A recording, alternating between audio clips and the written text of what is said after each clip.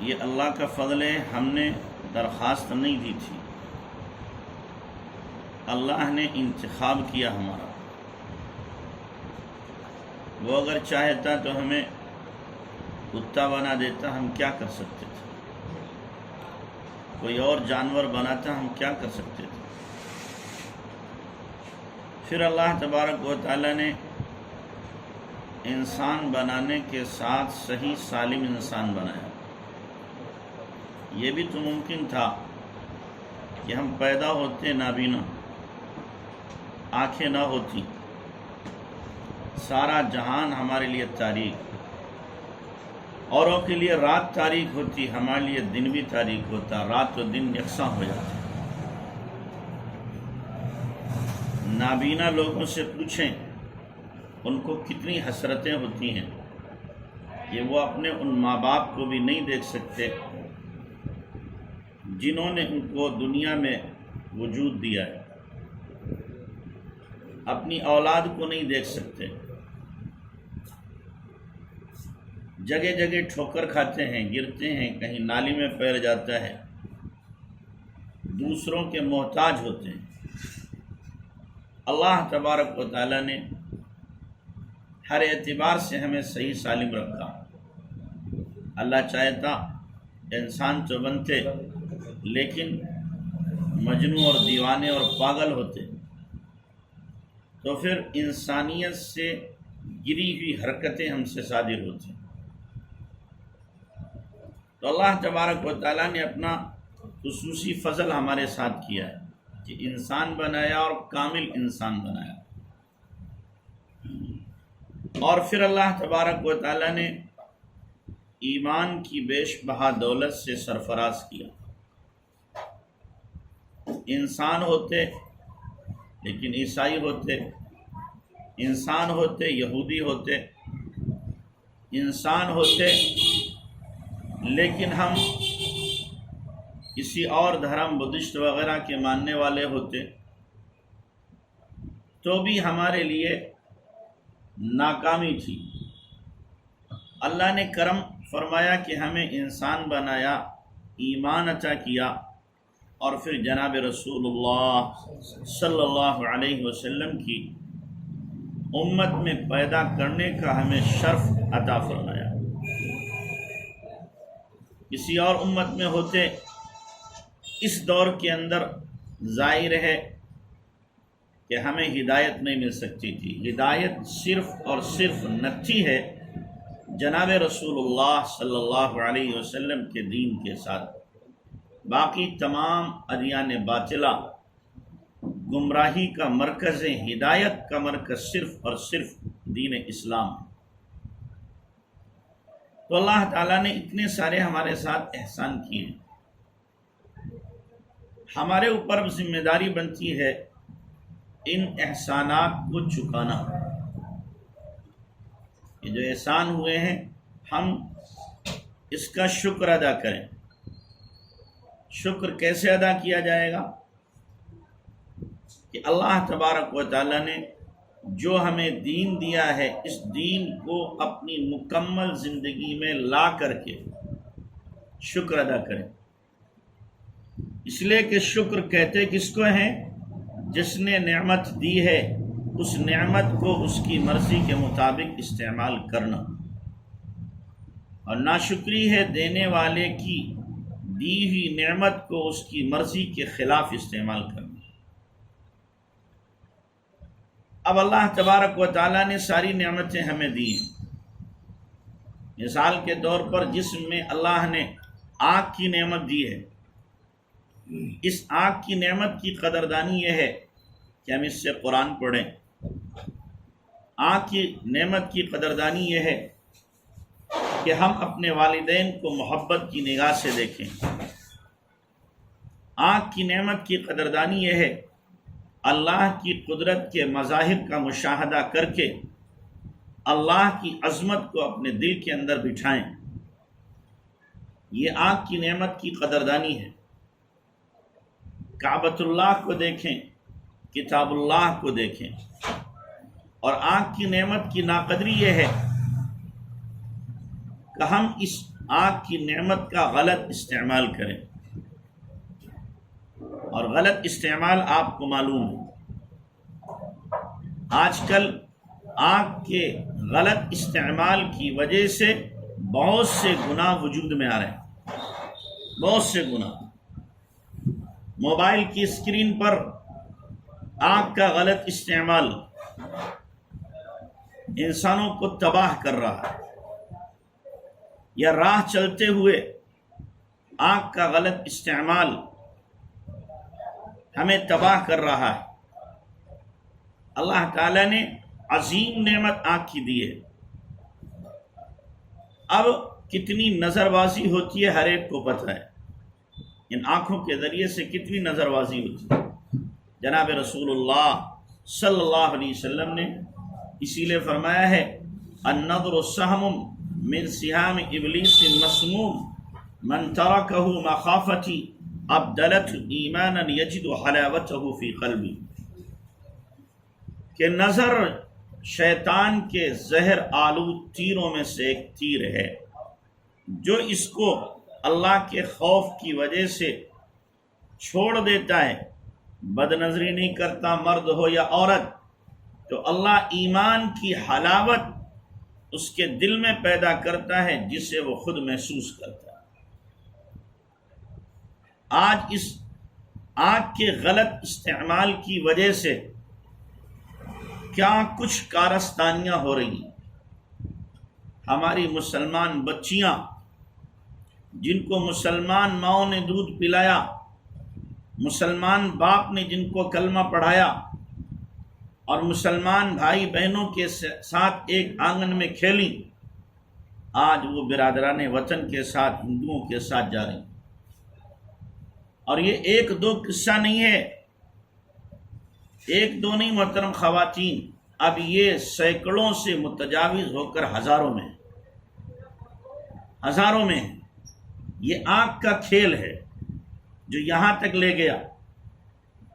برادران وطن کی پوری پلاننگ اور ان کی اسکیم ہے کہ مسلمان بچیوں کو کس طریقے سے تباہ کیا جائے، برباد کیا جائے، ان کی حیا کو کیسے تار تار کیا جائے، اور ان کے ایمان پر کیسے شبخو مارا جائے، ان کے ایمان کو کس طرح ضائع کیا جائے۔ پوری پلاننگ کے تحت وہ جوان بچوں کو تیار کرتے ہیں اور ٹارگیٹ بناتے ہیں، فلاں لڑکی سے تمہیں تعلق کرنا، فلاں سے تمہیں کرنا، فلاں سے تمہیں، اور اگر تم نے یہ تعلق کر لیا تمہیں اتنا انعام دیا جائے۔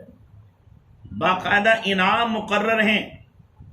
اس لیے میں اپنی بہنوں سے کہوں گا، خدا کے واسطے اپنی حفاظت کرو، ایمان کا سودا نہ کرو، اپنی حفاظت کرو، آنکھوں کی حفاظت کرو، زبان کی حفاظت کرو، اپنے کانوں کی حفاظت کرو، اور اسی طریقے سے اپنے پورے وجود کی حفاظت کرو۔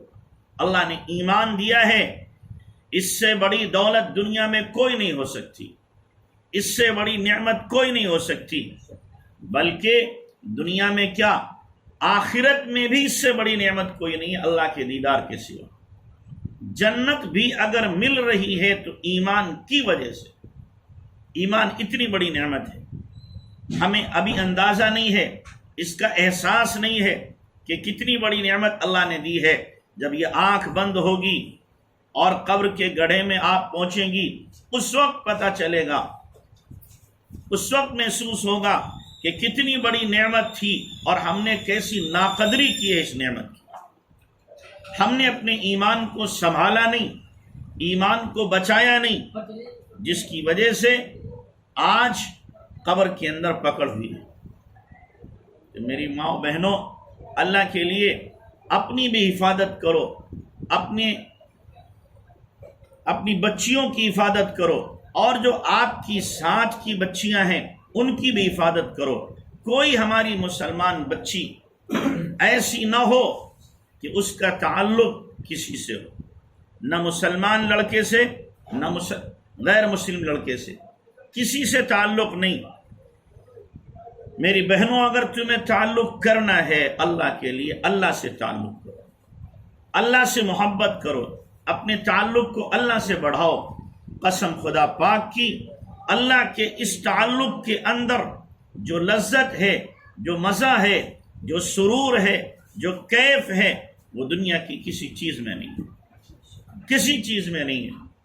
کوئی لذت اس کا مقابلہ نہیں کر سکتی۔ تو بجائے آپ کا تعلق کسی غیر مرد سے ہو، یہ تعلق اللہ سے قائم کرو۔ یہ دل اللہ تبارک و تعالیٰ نے اپنی محبت کے لیے دیا ہے۔ اس دل میں اللہ کے سوا کسی اور کی محبت نہ ہو۔ آپ کو ابھی پتہ نہیں ہے کہ سجدہ کرنے میں کیا لذت ہوتی ہے، آپ کو معلوم نہیں ہے خدا کے سامنے رونے میں کیا لذت ہے۔ اللہ کرے یہ شعور آپ کا بیدار ہو، یہ شعور آپ کا جاگے، تو پھر ساری دنیا کی لذتیں اور ساری چاہتیں سب کی سب آپ چھوڑ دو گے۔ تو اللہ تبارک و تعالیٰ نے جو ایمان دیا ہے، اس ایمان کی خدا کے واسطے قدر کرو، اس ایمان کو ضائع نہ ہونے دو، ضائع نہ ہونے دو۔ اسلام تعلیم سے نہیں روکتا، کتنی بھی آپ تعلیم حاصل کریں اسلام نہیں روکتا۔ ہاں، اسلام اس تعلیم پر تھوکنے کو تیار نہیں ہے جو تعلیم بے حیا بنا دے۔ اسلام اس تعلیم کے ٹھوکر مارتا ہے جو تعلیم کے بے ایمان بنا دے۔ اسلام اس تعلیم کو ایک پھوٹی نظر سے دیکھنے کو تیار نہیں ہے جو تعلیم اسلامی عقائد پر ضرب لگا دے، اخلاق کا دیوالیہ نکال دے۔ ایسی تعلیم پر ہم لعنت بھیجتے ہیں۔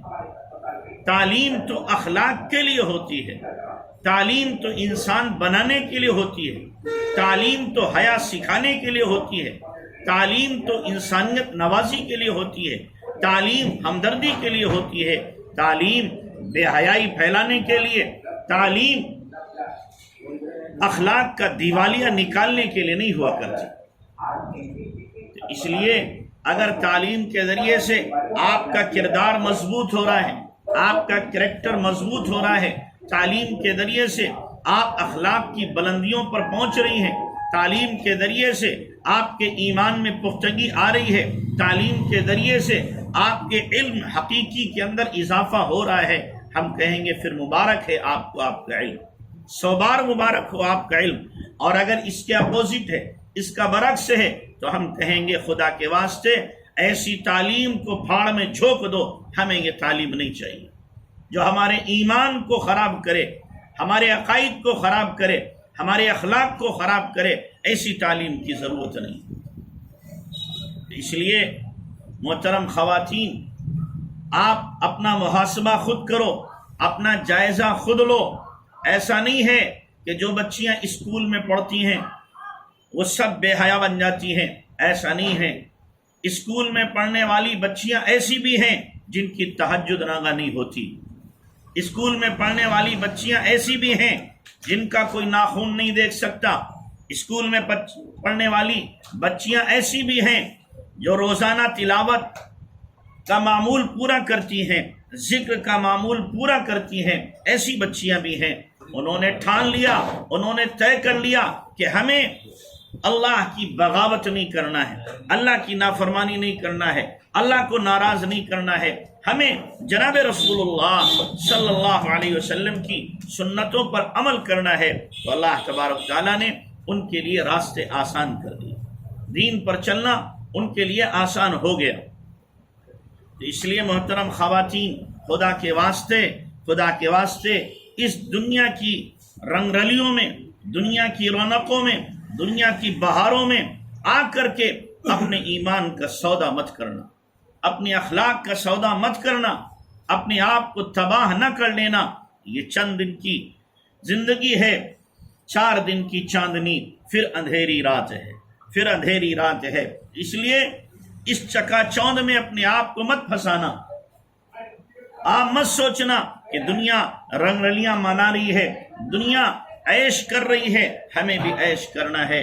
عیش جو خدا کے باغی ہیں، نافرمان ہیں، جو خدا کو بھولے ہوئے ہیں، وہ عیاشی کی زندگی گزارتے ہیں، وہ خرمستی کی زندگی گزارتے ہیں، وہ خدا کی بغاوت کی زندگی گزارتے ہیں۔ ایک ایمان والی بچی اور ایمان والا مرد کبھی سوچ بھی نہیں سکتا میں اللہ کی نافرمانی کر کے اللہ کی بغاوت کر کے اللہ کے غضب کو، اس کے قہر کو دعوت دوں؟ ایک ایمان والا سوچ نہیں سکتا اس چیز کو۔ تو اس لیے اپنے گھروں کا ماحول آپ دینی بناؤ، آپ پڑھ کے جاؤ تو گھر والے آپ سے خوش ہوں، آپ کا کردار ایسا ہو، آپ کا کریکٹر ایسا ہو اور آپ کے اخلاق ایسے ہوں کہ گھر والے آپ سے خوش ہوں۔ میں آپ سے پوچھوں گا، آپ کے ہاں تو معلوم نہیں، لیکن جو بچیاں پڑھنے جاتی ہیں اسکولوں میں، کالجوں میں پڑھنے جاتی ہیں، کس نے ان کو منع کیا کہ گھر سے نقاب پہن کر اسکول تک آئیں؟ کون منع کرتا ہے؟ ماں باپ خود تیار کرتے ہیں، ماں خود تیار کرتی ہے، بغیر نقاب کے بچی آ رہی ہے، مسلمان بچی ہے، بغیر نقاب کی آ رہی ہے، کس نے منع کیا؟ کوئی اسکول نہیں کہہ سکتا کہ ہم دروازے پر بھی نقاب کے ساتھ نہیں آنے، گھر سے لے کر اسکول کے دروازے تک کوئی منع نہیں کر سکتا۔ ہاں، اسکولوں میں پابندی ہو سکتی ہے کہ اسکول کے اندر جو ہے وہ نقاب نہیں پہنا جا سکتا، حجاب نہیں پہنا جا سکتا، ممکن ہے ہو کہیں پہ، لیکن راستے میں کس نے منع کیا؟ یہ ماں کیوں نہیں پہناتی اپنی بچی کو نقاب کہ اسکول تک نقاب پہن کے آنا ہے، اسکول سے نکلنا یا اسکول کے اندر ہی پھر نقاب پہن کر کے تمہیں گھر آنا ہے؟ ماں خود تیار کر رہی ہے۔ تو اس لیے اپنی بچیوں کی حفاظت کرو، اپنی بچیوں کی حفاظت کرو، کہیں ایسا نہ ہو یہ بچیاں ہمارے ہاتھ سے نکل جائیں۔ اللہ تعالیٰ نے صنف نازک میں عورت کے اندر یہ چیز رکھی ہے کہ ایک عورت بہت جلدی کسی چیز سے متاثر ہو جاتی ہے، خیر سے بھی، شر سے بھی، نیکی سے بھی، بدی سے بھی بہت جلدی متاثر ہوتی ہے۔ تو آپ اپنے گھروں کا ماحول دینی بنانے کی کوشش کرو کہ ہمارے گھروں کا ماحول دینی ہو، روزانہ ہمارے گھروں میں تعلیم ہو، روزانہ ہمارے گھروں میں فضائل کی تعلیم ہو، سنتوں کا مذاکرہ ہو، جناب رسول اللہ صلی اللہ علیہ وسلم کے طریقے، آپ کی حیات طیبہ ہمارے سامنے آئے۔ جب گھر کے اندر فضائل کا تذکرہ ہوگا تو یقینی طور پر اس پر عمل کرنا ہمارے لیے آسان ہوگا۔ آپ جتنی آئی ہوئی ہو، یہاں سے آپ کو یہ طے کر کے جانا ہے کہ ہمیں روزانہ فضائل کی اپنے گھر میں تعلیم کرنا ہے، حدیث کی تعلیم کرنا ہے، نبی پاک صلی اللہ علیہ وسلم کی سنت کی تعلیم کرنا ہے، سنتوں کا مذاکرہ کرنا ہے۔ جو ہماری مائیں ہیں، میں ان سے درخواست کروں گا کہ جس طریقے سے آپ صبح اپنی بچی کو تیار کرتی ہو اسکول کے لیے، کالج کے لیے، آپ صبح نماز کے لیے ویسے تیار کرو، اس کو نماز کے لیے اٹھاؤ۔ پہلا آپ اس کو حکم دو کہ تمہیں نماز پڑھنا ہے، نماز پڑھ لے کہ اب تمہیں تلاوت کرنا ہے، اب تمہیں تسبیح پڑھنی ہے، استغفار کی، درود شریف کی، تیسرے کلمے کی، یہ سارے کام کرنے کے بعد اب اس سے کہو مصلی سے اٹھو، اپنے اسکول کی تیاری کرو یا جہاں پڑھنے جاتی ہو وہاں کی تیاری کرو۔ اس سے پہلے اجازت مت دو کہ مصلی سے اٹھے، جب آپ اس کی نگرانی کرو گی، لیکن اس کے لیے آپ کو پہلے خود نماز کا عادی بننا پڑے گا، آپ کو خود نماز کا عادی بننا پڑے گا۔ اگر آپ نے یہ کر لیا، تعلیم زندہ کر لی، نمازوں کا پابند بنا دیا، ذکر کا پابند بنا دیا، تو اللہ کی ذات سے امید ہے شیطانی حملوں سے کافی حد تک ہماری بچی بچے گی۔ اور اگر یہ نہیں کیا، نفس ساتھ میں ہے، شیطان پیچھے لگا ہوا ہے، اور پھر انسان نما شیاطین موجود ہیں، بری عادتیں ساتھ میں لگی ہوئی ہیں، کہیں ایسا نہ ہو، کہیں ایسا نہ ہو کہ یہ پھسل جائیں، قدم ان کے بہک جائیں اور کہیں کہ کہیں پہنچ جائیں۔ تو اپنی بچیوں کی مکمل حفاظت کرنا، مکمل حفاظت کرنا، کہیں ایسا نہ ہو ہمارا گھر بدنام ہو جائے۔ یاد رکھیں، ایک بچی کوئی گناہ کرتی ہے اور پورا خاندان بدنام ہوتا ہے، پورا خاندان۔ آپ دیکھو، قرآن اٹھاؤ، قرآن میں اللہ تبارک و تعالیٰ نے حضرت مریم کا تذکرہ کیا ہے کہ جب مریم عیسیٰ علیہ السلام کو لے کر کے اپنی قوم کی طرف آئیں تو قوم کہنے لگی، اے مریم، یہ بچہ کہاں سے آیا؟ ما کان ابوک امرأ سوء وما كانت امک بغیہ یا اخت ہارون، او ہارون کی بہن۔ تو پہلا بھائی پر کیا ہے؟ وار کیا گیا، او ہارون کی بہن تیرا بھائی تو بڑا نیک تھا، اور او مریم تیرا باپ بھی بڑا اچھا آدمی تھا، ما کان ابو کی مراسو، تیرا باپ برا نہیں تھا، وما کانت ام کی بغیہ، اور تیری ماں بھی بدکارہ نہیں تھی، تو یہ بچہ کہاں سے لے کے آئی؟ کیا بیٹی نے، بھائی بدنام، باپ بدنام، ماں بدنام، ایک کرے گی اتنے بدنام۔ حضرت مریم سے کوئی جرم نہیں ہوا، لیکن قرآن نے بتایا ہے اگر کوئی بچی غلط قدم اٹھائے گی اس کے نتیجے میں پورا خاندان بدنام ہو جائے گا، پورا خاندان بدنام ہوگا۔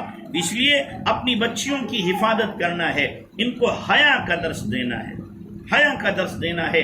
آج چاروں طرف بے حیائی کے مناظر، بے حیائی کے پروگرام، بے حیائی کو عروج دیا جا رہا ہے، بڑھایا جا رہا ہے۔ اسکولوں میں، کالجوں میں ڈانس کے پروگرام ہو رہے ہیں، 15 اگست 26 جنوری میں بچیوں کو نچایا جا رہا ہے، اور افسوس تو یہ ہے مسلمان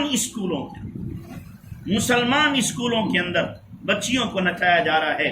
مجھے معاف کرنا، بے غیرت ہیں وہ پرنسپل، بے غیرت ہیں وہ لوگ جن بچیوں کو نچاتے ہیں۔ کیا اپنی بہن کو لا کے نچائیں گے؟ اپنی ماں کو لا کے نچائیں گے؟ جب اپنی ماں بہن کے لیے آمادہ نہیں ہے تو دوسری بچیوں کو لا کے کیوں نچایا جاتا ہے؟ کیوں ڈانس کرایا جاتا ہے؟ عزت جیسے اپنی پیاری ہے ایسی عزت دوسروں کی بھی پیاری ہونی چاہیے، دوسروں کی بھی ہونی چاہیے۔ تو اس لیے بے حیائی کو عروج، اور اس کو نام دیا گیا کیا کہ ثقافتی پروگرام ہے، ثقافتی یہ ثقافت ہے۔ نجاست کا نام ثقافت رکھ دیا، غلاظت کا نام فنون لطیفہ رکھ دیا گیا۔ یہ فنون لطیفہ ہے، گانا بجانا ناچنا، ان کا نام رکھا فنون لطیفہ ہے۔ یہ فنون لطیفہ نہیں، فنون کثیفہ ہیں، گندے فنون ہیں۔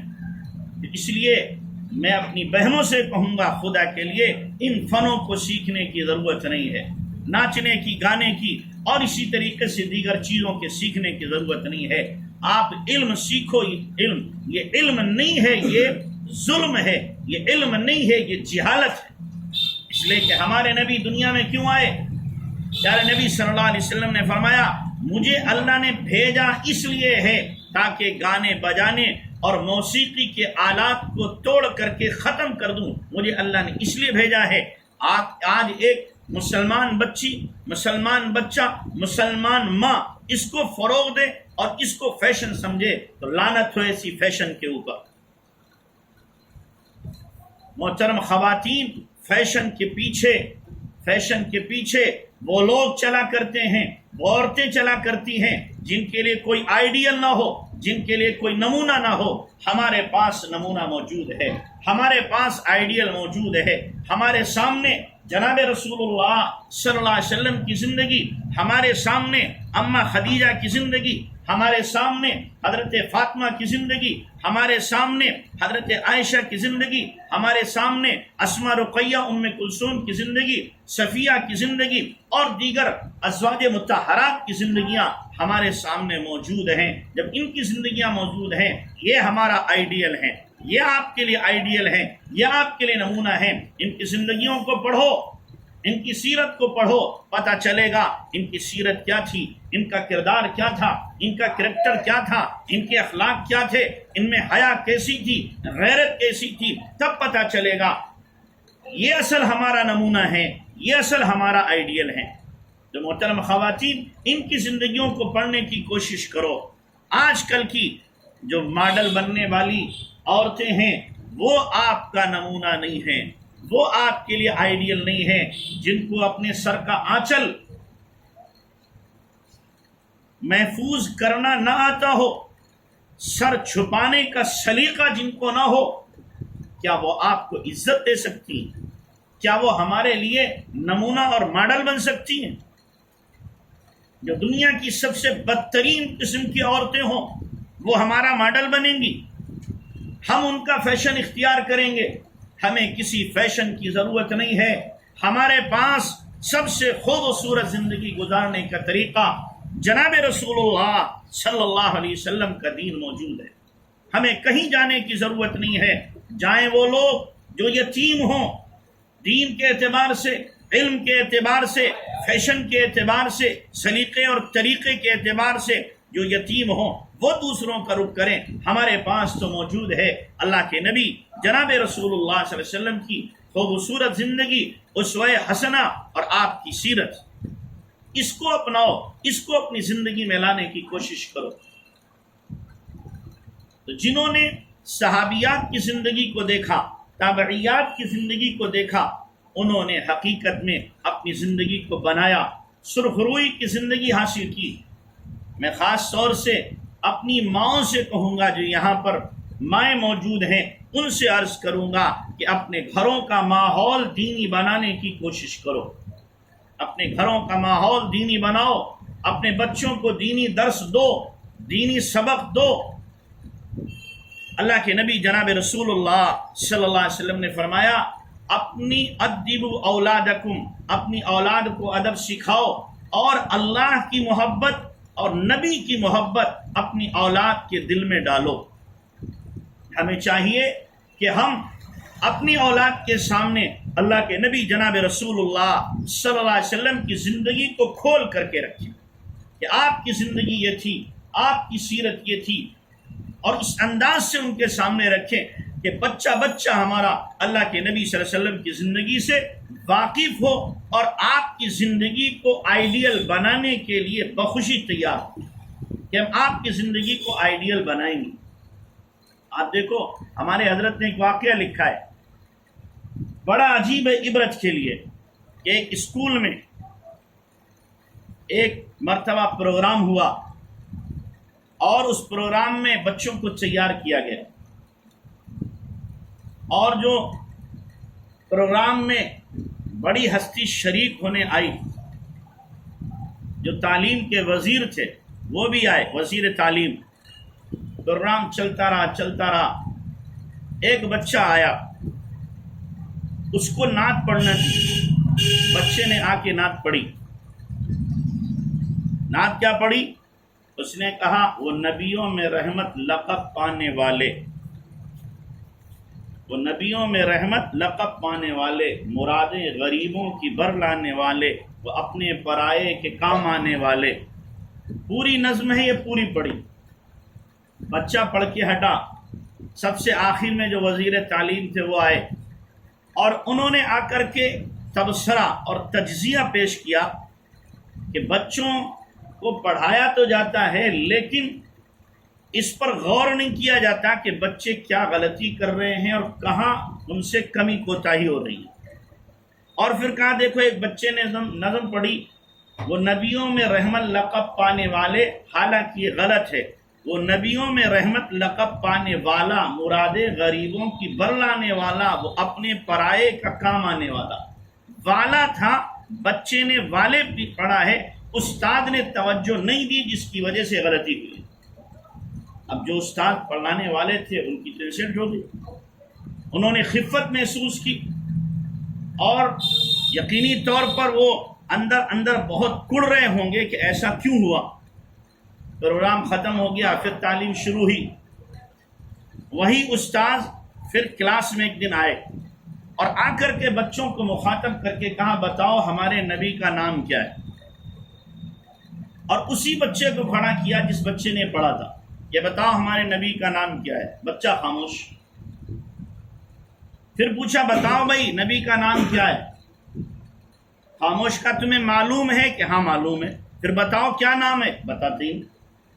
استاد سمجھے بچہ ضدی ہے، میں نے پہلے بھی اس کو والا یاد کرایا تھا، اس نے والے پڑھا، اور اب بھی اس کو نام یاد ہے لیکن نام بتاتا نہیں. کئی مرتبہ کہنے کے باوجود نہیں پڑھا تو استاد نے بلایا اور 2-4 چاٹے اس کے لگا دیے. حالانکہ بچہ پڑھنے میں بہت ہی قابل تھا اور ہمیشہ اول پوزیشن آتا تھا، فرسٹ ڈویژن پاس ہوتا تھا. جب بچے کے 2-4 چاٹے لگے، رونے لگا، اتنے میں انٹرول ہو گیا. استاذ جاتے ہوئے کہہ گئے کہ ابھی آ رہا ہوں 15 منٹ کے بعد میں، تم نے نام نہیں بتایا تو تمہارے اوپر قمچی بجے گی. اور تمہیں مار کے سیدھا کر دوں گا۔ استاد تو چلے گئے، اب وہ بچہ بیٹھا رو رہا ہے، دوسرے بچے بھی آ گئے، اسے سمجھانے لگے، دلاسا دینے لگے۔ آخر وہ بچہ گیا کلاس سے باہر، نل لگا تھا، وہاں جا کر اس نے ہاتھ منہ دھویا، پھر آ کے بیٹھ گیا۔ اب استاد آئے، پوچھا بتاؤ بھائی کیا نام ہے؟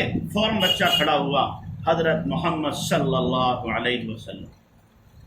استاد کو حیرت ہو گئی، کہا تم نے کسی سے پوچھا ہے کہ نہیں پوچھا؟ کہ پھر اب کیوں بتایا، پہلے کیوں نہیں بتایا؟ تو بچہ خاموش رہا۔ تو استاد سمجھ گئے اس میں کوئی راز ہے، بار بار پوچھا تو بچے کی آنکھوں میں پھر آنسو آ گئے۔ استاد نے قریب بلایا، سر پہ ہاتھ رکھا پیار سے اور کہا بیٹا بتاؤ تم نے پہلے کیوں نہیں بتایا تھا اور اب کیوں بتایا ہے؟ تو رو کر کہنے لگا استاد جی بات یہ ہے، ہماری ماں نے اور باپ نے ہمیں یہ تعلیم دی ہے کہ اللہ کے نبی کا نام کبھی بے وضو نہیں لینا۔ آپ نے جس وقت مجھ سے پوچھا تھا میرا وضو نہیں تھا، اس وقت آپ میری ہڈیاں بھی توڑ دیتے، میں نبی کا نام بے وضو نہیں لیتا۔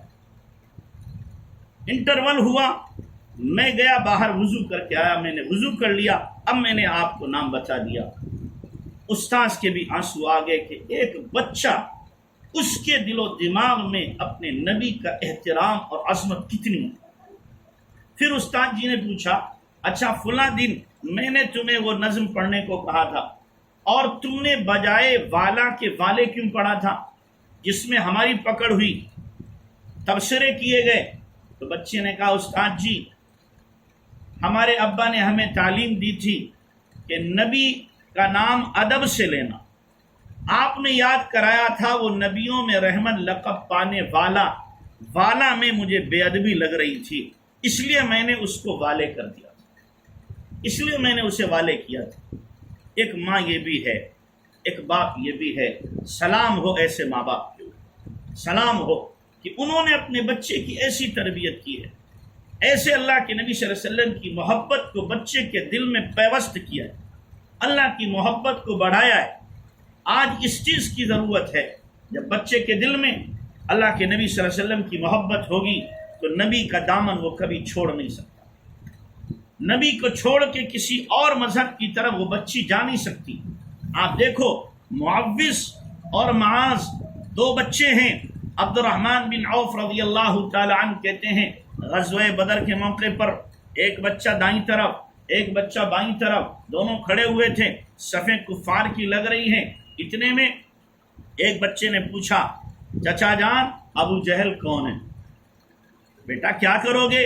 کہ ہم نے قسم کھائی ہے یا تو مار دیں گے یا مر جائیں گے، اس لیے کہ ہم نے سنا ہے وہ اللہ کے نبی کو گالیاں دیتا ہے۔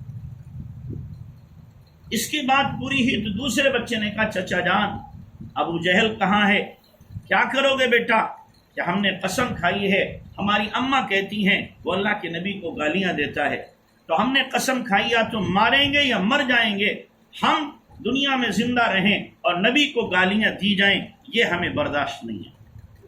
اتنے میں ابو جہل دکھائی دیا، ان دونوں بچوں سے کہا وہ رہا تمہارا مقصود، وہ رہا تمہارا مطلوب جو صفیں درست کر رہا ہے۔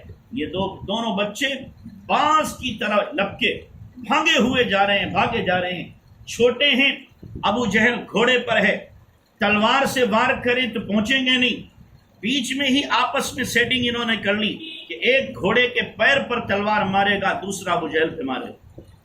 چنانچہ پہنچے، ایک نے گھوڑے کے پیر پہ وار کیا، ابو جہل نیچے کو گرا، دوسرے نے تلوار سے اس کا کام تمام کیا۔ یہ بچے ہیں، ان کے دلوں میں اللہ کے نبی صلی اللہ علیہ وسلم کی محبت کو بٹھایا گیا ہے، محبت کو بھرا گیا ہے۔ تو میری ماں و بہنوں، آپ کو بھی ضرورت ہے جب نبی کی سیرت پڑھو گی، نبی کی زندگی پڑھو گی، آپ کے دلوں میں بھی اللہ کے نبی صلی اللہ علیہ وسلم کی محبت آئے۔ تو جو ہماری مائیں ہیں وہ اپنے بچوں کی ایسی تربیت کریں اور اپنے بچوں میں حیا پیدا کریں، بے حیائی سے اپنے بچوں کو بچانے کی ضرورت ہے۔ حیا کا ماحول قائم کریں، ایسی حیا ہو۔ ہماری بچیوں میں کوئی زمانہ تھا کہ ہماری بچیوں میں ایسی حیا ہوتی تھی کہ فرشتے بھی ان سے حیا کرتے تھے، ایسی حیا ہوتی تھی کہ ان کی آواز گھروں سے باہر نہیں آتی تھی، ان کے جسم کا کوئی انگ تو کیا ہے، ان کا کوئی ناخن نہیں دیکھ سکتا تھا، کوئی بال نہیں دے سکتا تھا۔ آج کلیجہ منہ کو آتا ہے اور اندر ہی اندر کوفت ہوتی ہے، جو ہم دیکھتے ہیں کہ مسلمان بچیوں کو تیار کیا گیا، تیل بالوں میں لگایا گیا، چوٹیاں کی گئیں اور بغیر دوپٹے کے ان کو برسر عام بازار میں بھیجا جا رہا ہے، مارکیٹوں میں بھیجا جا رہا ہے، اسکولوں میں بھیجا جا رہا ہے۔ کہاں گئی غیرت، کہاں گئی حیا، کہاں گئی غیرت؟ اللہ کے نبی فرما رہے ہیں الحیاء شعبۃ من الایمان، حیا ایمان کا شعبہ ہے۔ لیکن مسلمان ماں اپنی بچی کو بے حیا بنائے، مسلمان باپ اپنی بچی کو بے حیا بنائے، کہاں کا یہ درس ہے، کہاں کا یہ سبق ہے؟ ہمیں کس نے آوارہ کیا، ہمیں کس نے بے حیائی پہ مجبور کیا؟ کسی نے نہیں، ہمارے اپنے نفس نے، ہمیں ہمارے ماحول نے مجبور کیا ہے۔ ہم دوسروں سے متاثر ہوئے، حالانکہ چاہیے تو یہ تھا کہ ہم دوسروں کو متاثر کرتے، لیکن دوسروں سے متاثر ہو گئے۔ اس لیے محترم خواتین، اپنی بچیوں کی فکر کرو، اپنے بچوں کی فکر کرو، دینی ذہن دو انہیں، دینی سبق دو انہیں، حیا کا سبق دو انہیں۔ آپ حیا کا سبق پڑھنا چاہو، قرآن سے آپ کو حیا کا سبق ملے گا، قرآن سے سبق ملے گا۔ حضرت شعیب علیہ السلام کی بیٹیاں پانی بھرنے کے لیے گئیں، موسیٰ علیہ السلام موجود تھے، دیکھا بچیاں ہیں پیچھے کھڑی ہیں، تو موسیٰ علیہ السلام نے اکیلے ڈول بھرا، بچیوں کی بکریوں کو پانی پلایا، بچیاں جلدی پہنچی۔ تو باپ نے پوچھ لیا اتنی جلدی کیوں آئیں؟ یہ باپ کی ذمہ داری ہے، ماں کی ذمہ داری ہے۔ بچی اسکول گئی، 12 بجے 1 بجے چھٹی ہوتی ہے، گھر تک پہنچنے کا راستہ 15 منٹ کا ہے، بچی پون گھنٹے پہنچ رہی ہے، ماں فوراً سوال کرے آدھے گھنٹے کہاں رہی؟ وہ کہ اسکول میں رہی، تو اسکول کے اسٹاف سے معلوم کیا جائے یہ بچی آدھا گھنٹہ رکی تو کیوں رکی؟ یہ نہیں ہے بچی 1 گھنٹے کے بعد آ رہی ہے، 2 گھنٹے کے بعد آ رہی ہے، ماں باپ بے فکر ہیں، وہ کون سی یاری کر رہی ہے، کہاں جا رہی ہے، کس کے پاس جاتی ہے، کچھ نہیں پتا، ماں باپ غافل ہیں۔ اس غفلت کا نتیجہ اور خمیازہ بہت برا بھگتنا پڑتا ہے۔ اس لیے بچیوں پر سخت نظر رکھی جائے، ذرا لیٹ ہو فوراً سوال کیا جائے کہاں تھی تم؟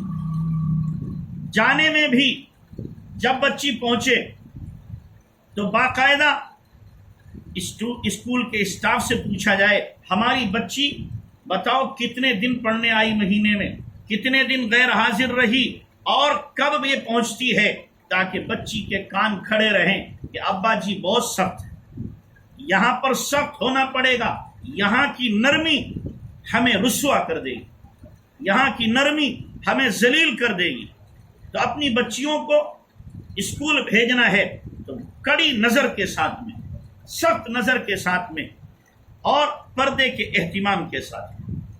تو اب یہ دونوں بچیاں پہنچی جلدی، تو شعیب علیہ السلام نے پوچھا کیسے جلدی آ گئی؟ تو کہا ابا جی ایک نووالد انسان تھا، بڑا نیک تھا، اس نے ہماری بکریوں کو پہلے پانی پلا دیا، اس لیے ہم آ گئے۔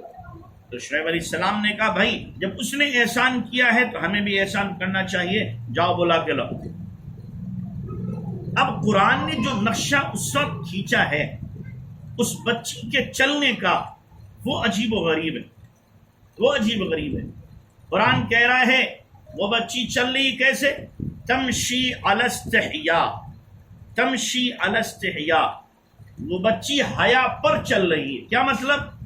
حیا کو گویا اس نے سواری بنایا ہے اور وہ بچی اس کے اوپر سوار ہے، حیا کی سواری پر سوار ہو کر کے چل رہی ہے، یعنی گویا کہ وہ حیا کی دیوی بنی ہوئی، حیا کی پتلی بن کر کے وہ چل رہی ہے۔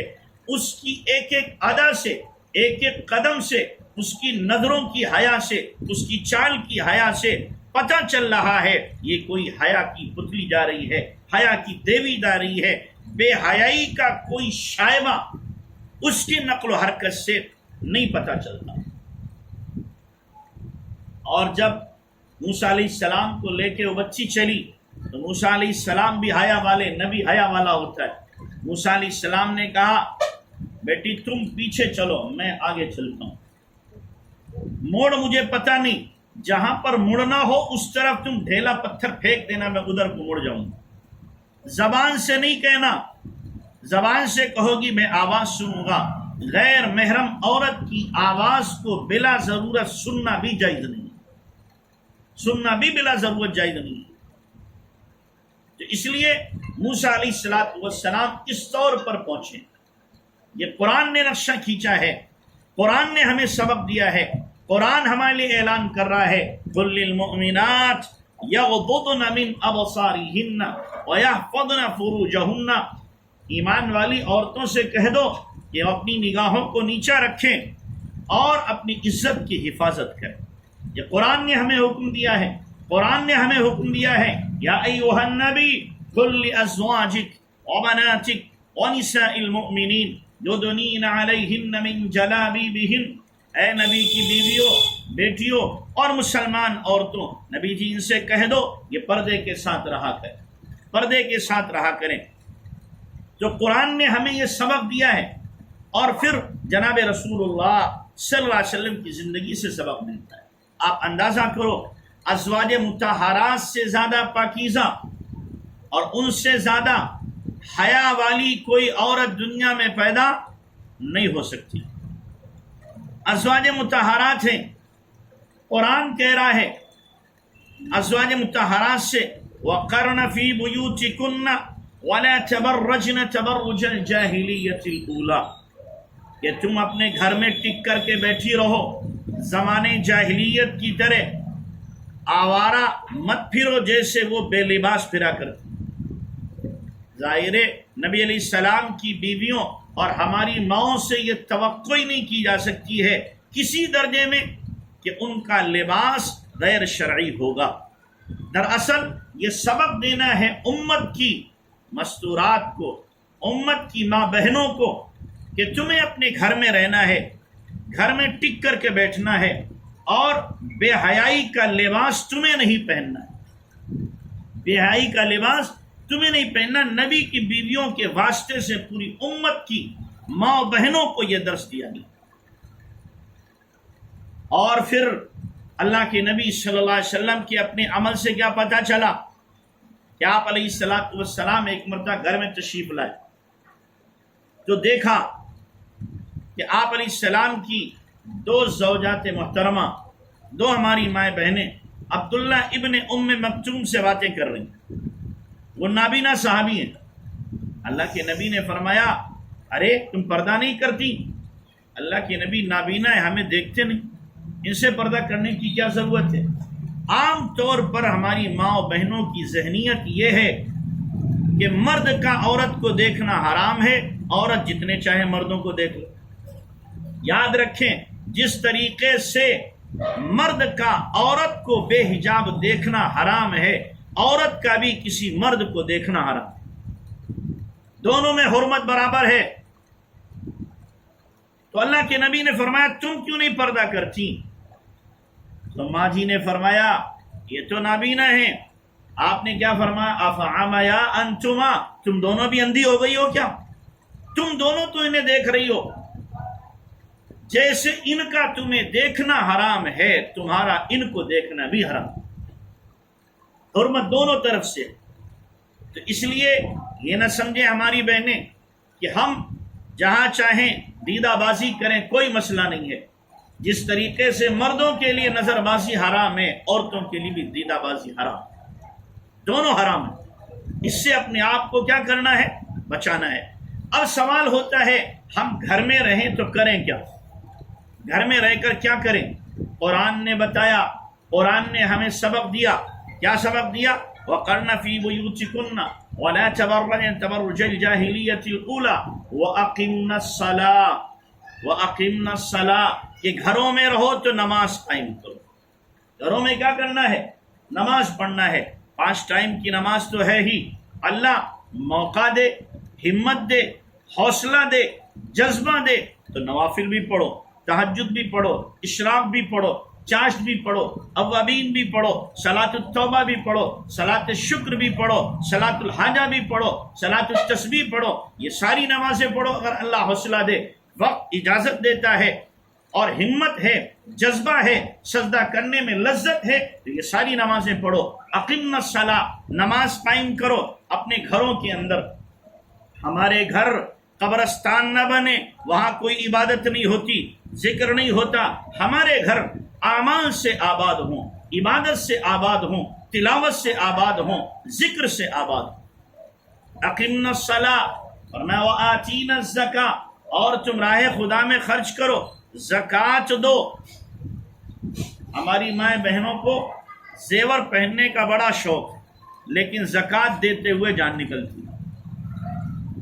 زیور شوہر بنا کے دے دے یا ماں باپ کی طرف سے مل جائے، شوق سے پہنیں گی، سال آیا کہ زکوٰۃ دو، اب ان کی جان نکلتی ہے کہ زکوٰۃ کیسے دی۔ جب زیور استعمال کیا ہے تو زکوٰۃ بھی آپ کو دینا ہے۔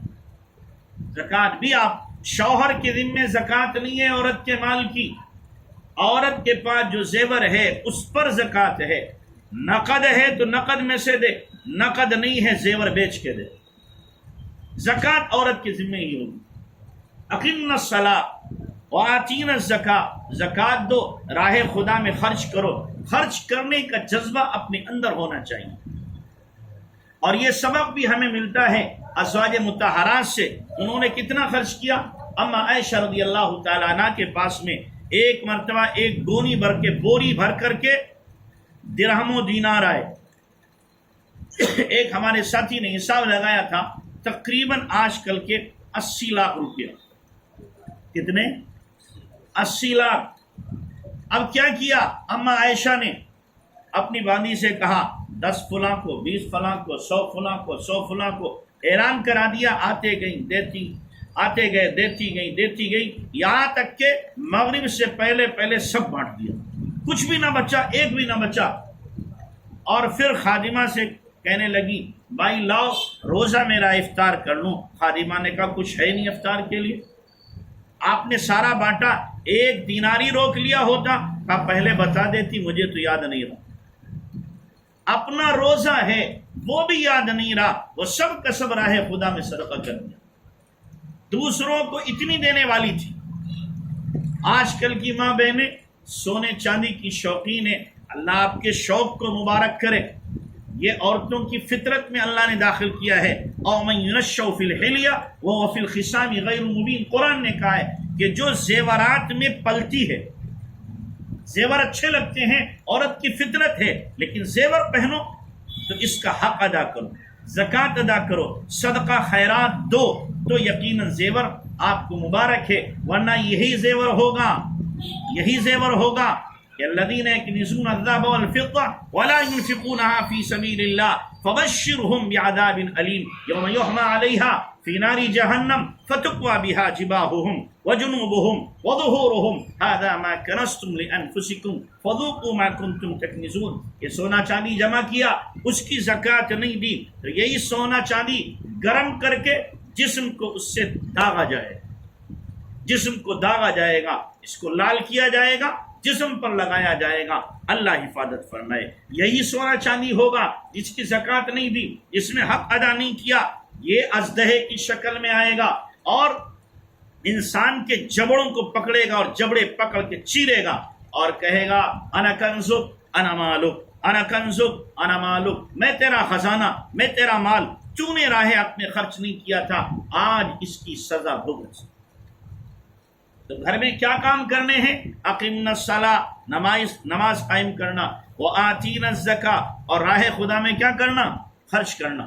اقیمنا الصلاۃ وآتینا الزکاۃ واطعنا اللہ ورسولہ، اور اللہ رسول کی فرما برداری، یعنی ہر حکم میں تابع داری، ہر حکم میں اللہ رسول کے حکم کو آگے رکھنا اور بشاشت کے ساتھ اس کو پورا کرنا۔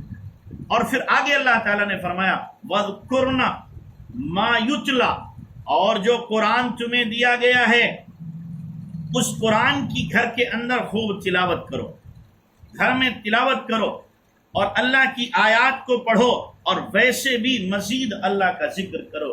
یہ کام کرنے کے بتائے عورت کے لیے جو گھر میں عورت کرے گی، خواتین جو گھر میں کام کریں گی، یہ قرآن نے ذکر کیے ہیں، یہ کام کیے جائیں۔ اور پھر اپنے گھر کے ماحول کو پورا دینی بنانے کی کوشش کرو، اپنے بچوں کی دینی ذہن سازی کرو، اپنے بچوں کو یہ مت سکھاؤ کہ تم بڑے ڈاکٹر بنو گے تو بڑے انسان ہوگے، بلکہ ان کو سکھاؤ تم ایمان والے بنو گے تو بڑے انسان ہوگے، تم دیندار بنو گے تو بڑے انسان ہوں گے۔ اب وہ دینداری کے ساتھ میں ڈاکٹر بنے، انجینئر بنے، پروفیسر بنے، آئی ایس بنے، پی سی ایس بنے، کچھ بھی بنے، مبارک ہے اسے، لیکن پہلے ایمان والا ہو، اس کا ایسا ایمان ہو، اتنا پختہ ایمان ہو، کہیں بھی کفر کی آندھیوں میں چلا جائے، شرک کی آندھیوں میں چلا جائے، لیکن اس کے ایمان میں جنبش نہ ہو، اس کا ایمان ٹس سے مس نہ ہو۔ اگر وہ کسی محکمے میں چلا جائے، کوئی آفیسر بن جائے، تو اپنی چھاپ چھوڑے اسلام کی، نہ یہ کہ محکمے کو گندا کر دے، یہ فلاں ہے مسلمان عبد الرحمان، یہ کیا کرتا ہے، یہ دبا کے رشوت لیتا ہے، تو پھر مسلمان ہونے کا کیا فائدہ؟ مسلمان تو وہ ہے کہ اسلام کی علامت اور اسلام کی نشانی بنے، لوگ مثال دیں کہ فلاں مسلمان حکمراں ہے، یا فلاں مسلمان افسر ہے، یا فلاں انجینئر ڈاکٹر ہے، لیکن بڑا ہمدرد ہے، بڑی محبت کرنے والا ہے، لوگوں کے کام آنے والا ہے، کسی کا برا نہیں چاہتا، ایک پیسہ رشوت کا نہیں لیتا۔ یہ اس وقت ہوگا جب ماں نے تربیت کی ہوگی، ماں نے اصلاح کی ہوگی، باپ نے دینی ذہن بنایا ہوگا، یہ اس وقت میں ہوگا۔ ہمارے یہاں مراد آباد میں ایک ڈاکٹر صاحب تھے جو دماغ کے اسپیشلسٹ تھے اور سرجن، میری ان سے ملاقات تھی، باشرہ نماز کا ڈھٹا ان کی پیشانی پہ، آج سے 10 سال پہلے کی بات بتا رہا ہوں، 3 لاکھ روپیہ ان کی تنخواہ تھی۔ تو میں نے ان سے پوچھا، ڈاکٹر صاحب یہ حلیہ، یہ ذہن اور یہ آپ کے اخلاق اور دین سے اتنی محبت کیسے آپ میں پیدا ہوئی؟ تو انہوں نے برجستہ کہا کہ مفتی صاحب یہ سب مکتب کی دین ہے، یہ سب مکتب کی دین ہے۔ بچپن میں ابا جی نے 3 سال مجھے مکتب میں بھیجا تھا، وہاں قرآن پڑھا تھا اور رسالے پڑھے تھے کچھ دین کے، اسی وقت سے میرا ذہن دینی بنا، میرے دل و دماغ میں ایمان پیوست ہو گیا اور آج بھی پیوست ہے، اور انشاءاللہ اس کو ساتھ لے کے جائیں۔ تو بچپن میں جو دل کے اوپر نقش کر دیا جاتا ہے، اس لیے کہ خالی تختی ہے، اس خالی تختی پہ جو لکھا جائے گا وہ النقش کالحجر ہوگا، جیسے پتھر پر کوئی کندہ کر دے وہ مٹتا نہیں، ایسے ہی دل پر بچے کے جو لکھ دیا جائے گا وہ مٹے گا نہیں بچپن میں۔ اس لیے اپنے بچوں کی دینی ذہن سازی، دینی تربیت کرو، ایسی تربیت کرو کہ آپ کا بھی جی خوش ہو، دوسروں کا بھی جی خوش ہو۔ ہمارے حضرت کے پاس میں ایک محترمہ اپنے 2 سال کے بچے کو لے کے آئیں کہ حضرت اس کا سبق سن لیجیے۔ حضرت نے سوچا 2 سال کا بچہ کیا کرے گا، کلمہ سنا دے گا۔ 2 سال کا بچہ تو اپنی معافی ضمیر ادا نہیں کر سکتا، بول نہیں سکتا، ڈھنگ سے بات نہیں کر سکتا۔ حضرت پھر کھڑا کیا، بیٹا سناؤ۔ اس نے پڑھا اعوذ باللہ من الشیطان الرجیم، بسم اللہ الرحمن الرحیم، تبارک الذی بیدہ الملک وہو علی کل شیء قدیر، الذی خلق الموت والحیاۃ لیبلوکم ایکم احسن عملا وہو العزیز الغفور۔ پوری سورہ ملک سنا دی 2 سال کے بچے نے۔ حضرت بھی حیرت میں رہ گئے، پوچھا بہن اس کو یاد کیسے ہوئی، 2 سال کے بچے کو کیسے یاد ہو گئی؟ تو اس نے کہا حضرت جب سے یہ میرے پیٹ میں آیا ہے اس وقت سے میں نے سورہ ملک پڑھنا شروع کی، اور آج تک میں نے اس بچے کو سونے سے پہلے روزانہ سورہ ملک سنائی ہے۔ اللہ نے میرے بچے کو یاد کرا۔ یہ بھی ایک ماں ہے، یہ بھی ایک ماں ہے، یہ ہے ماں کہلانے کی حقدار۔ ایسی ماں کو سلام کرو۔ مجھے معاف کرنا، آج مائیں سانپ جن رہی ہیں، سانپ جو معاشرے کے لیے گندگی پھیلانے والے، معاشرے میں لوگوں کے کردار کو مجروح کرنے والے ہیں۔ بچے اللہ نے دیے ہیں، یہ امانت ہے اللہ کی، یاد رکھنا۔ اگر ان کی صحیح تربیت نہ کی، ذہن سازی نہ کی، کل قیامت میں یہ ہوں گے اور ہمارا گریبان ہوگا، یہ گریبان پکڑیں گے۔ یہ ہے میری ماں، میں نے اس کی ہر ضرورت کا خیال رکھا، لیکن اس نے میری تربیت دینی نہیں کی۔ آج میرا یہ حشر ہو رہا ہے، میں پکڑا جا رہا ہوں، میں اپنی ماں کو بھی لے کے جاؤں۔ اس لیے اپنے بچوں کی ذہن سازی کرو، دین دو انہیں، ایمان ان کا بنانے کی کوشش کرو، گھروں کا ماحول دینی بناؤ۔ جیسے میں نے کہا، فضائل کی تعلیم، سنتوں کا مذاکرہ، عبادات، اور اسی طریقے ذکر کی پابندی جب گھر کے اندر ہوگی تو اللہ تبارک و تعالی گھر کے اندر رحمتوں اور برکتوں کا نزول فرمائے گا۔ اللہ ہم سب کو عمل کی توفیق عطا فرمائے گا۔ دعا کر لیں۔ یا ربی یا ربی یا رب یا رب لک